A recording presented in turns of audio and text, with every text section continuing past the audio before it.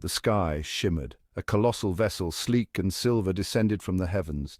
It dwarfed our cities, casting a chilling shadow upon the world. Fear, raw and primal, gripped humanity. We watched, breathless, as the unknown unfolded before our very eyes. They had arrived. Their technology defied comprehension. Beams of light sculpted landing platforms from our concrete jungles. Ethereal figures emerged, tall and slender, their skin an otherworldly shade of azure. Their eyes, large and luminous, held an intelligence that both captivated and terrified.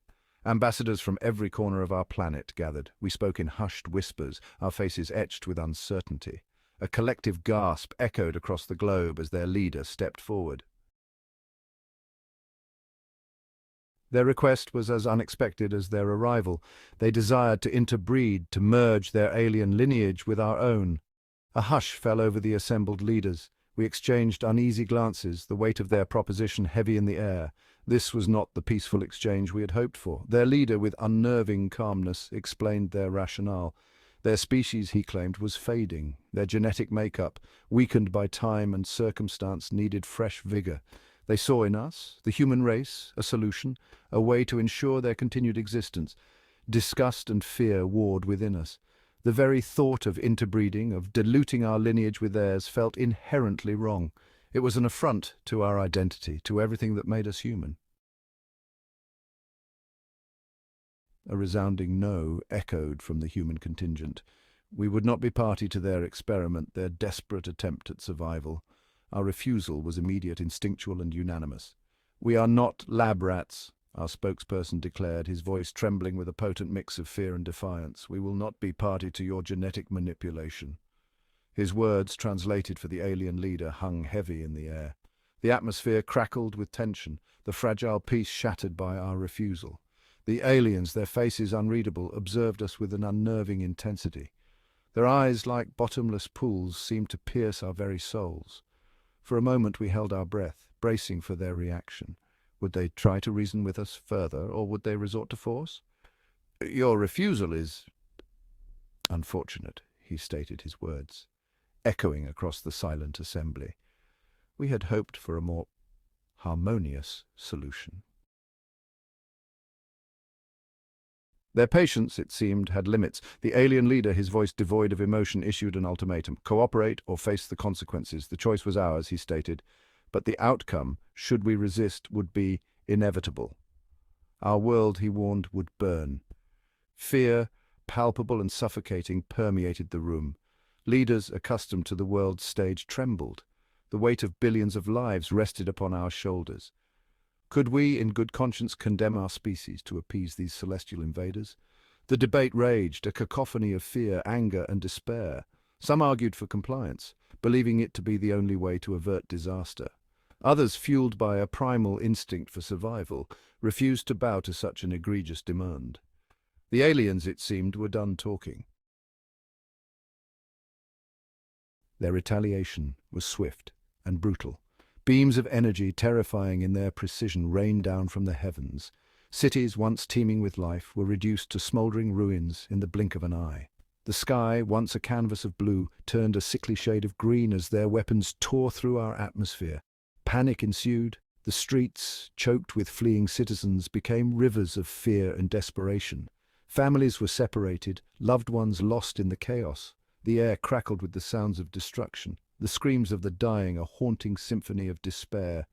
We had underestimated their ruthlessness, their willingness to inflict unimaginable suffering to achieve their goals. Our pleas for mercy fell on deaf ears, lost amidst the deafening roar of their onslaught. The world as we knew it was crumbling around us, and there seemed to be no escape. But amidst the chaos, a glimmer of hope emerged. The alien invasion was relentless. They attacked with an efficiency that spoke of cold, calculated strategy. Their weapons, far superior to our own, cut through our defenses like a hot knife through butter. We fought back, of course, but our efforts felt pitifully inadequate. Our tanks, once symbols of military might, were reduced to twisted metal carcasses. Our fighter jets, outmatched and outmaneuvered, fell from the sky like burning birds. The bravery of our soldiers was undeniable, but bravery alone could not bridge the technological chasm that separated us. The news was filled with images of destruction, of cities reduced to rubble, of refugees fleeing for their lives. The death toll climbed with each passing hour, a grim testament to the aliens' superior firepower. Yet, amidst the carnage, there were stories of incredible courage, of ordinary people performing extraordinary feats of bravery, firefighters risking their lives to save those trapped beneath the rubble. The human spirit, they say, is forged in the fires of adversity. Faced with extinction, we rose from the ashes.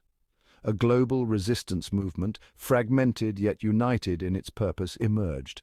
Soldiers and civilians alike took up arms, determined to defend their home, their families, their right to exist.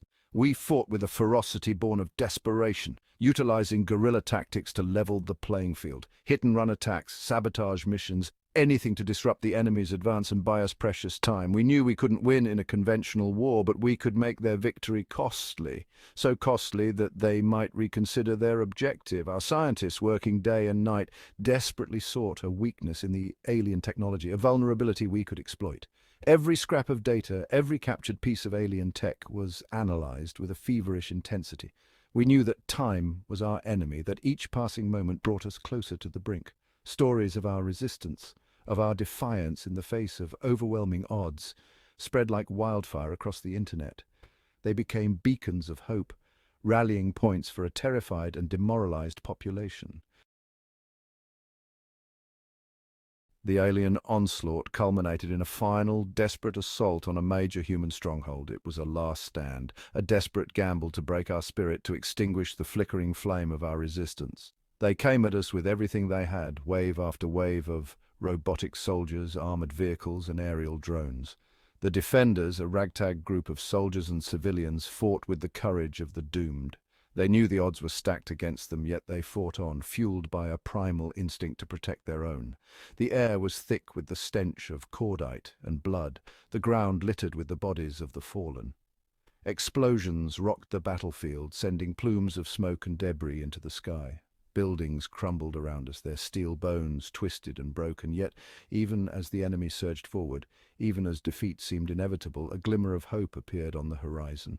Our scientists, working tirelessly in their underground bunkers, had finally cracked the code, discovered a critical flaw in the alien technology.